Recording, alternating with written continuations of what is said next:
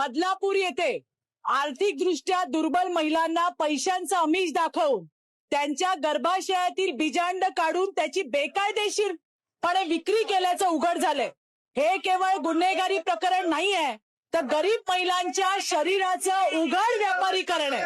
त्यांच्या गरिबीचा, असुरक्षिततेचा आणि आरोग्याच्या अज्ञानाचा गैरफायदा घेत त्यांच्या शरीराला बाजारातील वस्तू बनवलं गेलं. ही बाब अत्यंत वेदनादायक आहे. सभापती महोदय, पोलिसांनी तात्काळ कारवाई केली आहे. परवा तिघांना, त्याच्यानंतर 1 आणि 1 अशा 5 जणांना आरोपी अटक केलेत. 10 लाख किमतीचा औषध साठा जप्त केलाय.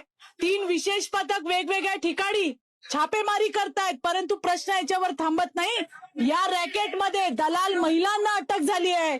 संबंधित डॉक्टर, IVF क्लिनिक आणि व्यवस्थापनावर कारवाई करायला हवी. राज्यातली सगळ्या IVF ART क्लिनिकचं तात्काळ राज्यव्यापी ऑडिट व्हायला हवंय. या प्रकरणाचा तपास उच्चस्तरीय समितीकडे सोपवावा.